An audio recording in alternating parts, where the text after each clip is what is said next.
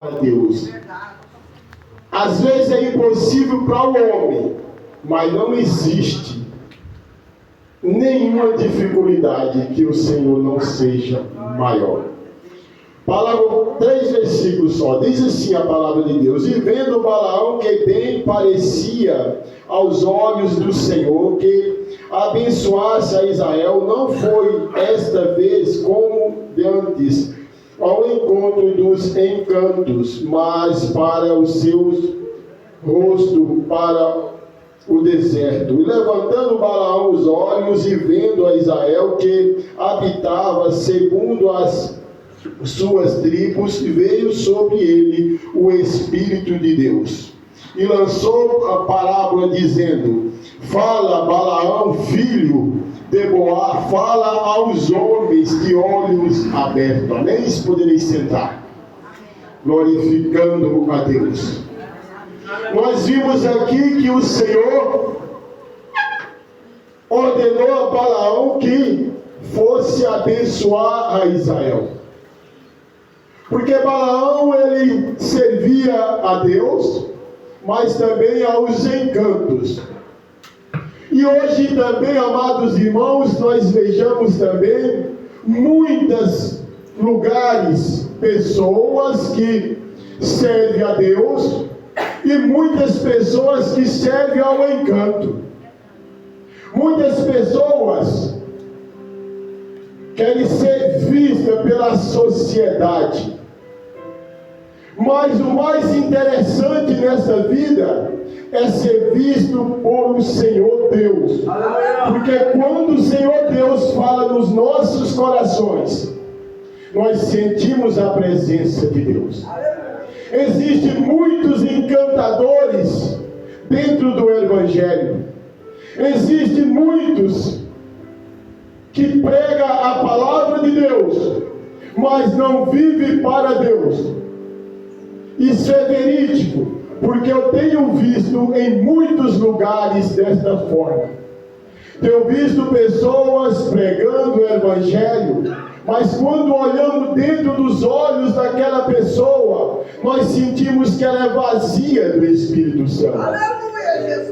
Então o Senhor diz: fala, Balaão, aos homens de olhos abertos.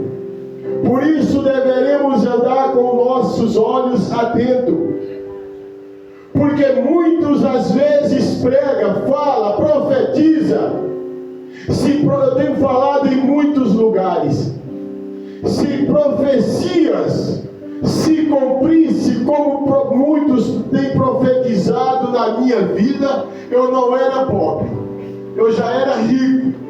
Porque tenho visto tantas as profecias lançadas sobre a minha vida, mas muitas delas eu tenho visto que são vazias, não têm a graça de Deus. Balaão falou àquele povo de olhos abertos, porque a palavra diz que quando ele olhou para o deserto, o Espírito de Deus estava com ele naquele momento. Não era daquela vez que ele estava servindo aos encantos. Porque, amados, é fácil maquiar o Evangelho. É fácil maquiar uma noiva para o casamento. Ela pode ser feia, mas se torna bonita. Assim é o Evangelho de Deus. Pregue com dignidade, pregue a verdade, pregue a justiça de Deus. Esse final de ano, eu tive que cumprir uma agenda que eu tinha marcado há 6 meses atrás. Há 6 meses atrás eu tinha marcado uma agenda, eu nem lembrava dela mais. Lembrei dela no dia da viagem. Quando me ligaram, falou assim: evangelista, o dinheiro está na conta, o dinheiro da gasolina está na conta. Eu passo para você. Eu falei: meu irmão, enche o tanque do carro de ida e de volta, mas eu não pego dinheiro para fazer a obra de Deus. O que eu pego, quando eu tenho uma agenda, Deus já preparou a minha ida e a minha volta. E aqui tem testemunha aqui dentro que sabe. Faço os cultos de missões, Deus tem me abençoado, Deus tem me protegido, tem me guardado, Deus tem nos dado a força para continuar. Por isso, amados irmãos, muitas das vezes a gente começa a observar o tanto de profecias vazias que não se cumprem, porque não foi profecia de Deus, mas profecia de homem. Nesta viagem, eu queria até ter levado o pastor José comigo. Cacei todo meio, mas graças a Deus que ele não foi, porque foi sofrida. 1.300 quilômetros de ida e 1.300 de volta. Aí teve um deles que falou assim: o Senhor me deu esse ministério, mas é muita luta. Eu tenho falado para o Senhor: Senhor, eu não aceito isso na minha vida. Falei: meu irmão, já calma. Quem somos nós para não aceitar as correções que Deus faz em nossas vidas? Nunca fale isso, meu amado.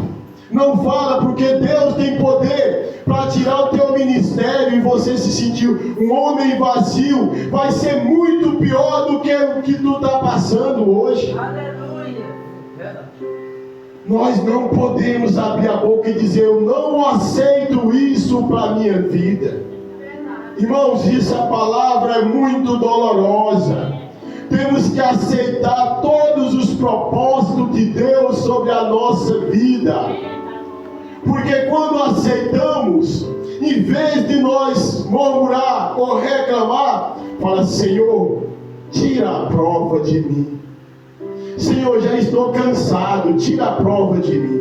Mas não fala para ele que não aceita, porque nós não temos autoridade para ir contra a Deus, para ir contra a palavra de Deus. Porque se Deus colocou uma prova em mim, daqui a pouco ele vai tirar. E ele olhou e falou assim: evangelista, eu nunca tinha pensado nisso. Eu falei: então, amados, a partir de hoje, você nunca fala que não aceita o que Deus está fazendo na tua vida, porque tudo vem com um propósito de Deus. E muitas das vezes a gente até comentando sobre os encantos, sobre os encantadores, porque quando nós olhamos no capítulo de número 4, como se maqueia as coisas, e como Deus deixou a pergunta e a resposta. Quando Moisés estava ali perante o Senhor, foi muito simples que ele fosse ao Egito para tirar aquele povo do Egito, para que o povo creiasse nele, para que o povo acreditasse que ele teve um encontro com Deus, e Deus foi até ele, e Deus enviou Moisés ao Egito. Senhor, mas eles não vão crer em mim, eles não vão aceitar, Senhor. E Moisés estava com a vara ou um cajado, dependendo da qual tradução. Moisés: o que é isso? Ele falou: a vara, Senhor. Joga no chão. Ele jogou no chão. Pega agora, se transformando ali numa cobra, numa serpente. E Moisés começava a fugir daquela serpente. E o Senhor agora, Moisés pega pela cauda. Moisés vai lá e apanha a serpente pela cauda, e se tornou na mesma vara. Então o Senhor enviou com esse propósito que ia fazer do mesmo jeito que fez na presença de Deus. Só que Moisés fez. Mas o que aconteceu? Faraó chamou ali os encantadores, os sábios, e fez do mesmo jeito, a mesma coisa que Deus ordenou a Moisés para fazer, os encantadores fez. Por isso que nesta noite eu falo para você claramente que o Evangelho do Senhor em muitos lugares estão sendo maquiado. Pessoas se achando cheia do Espírito Santo.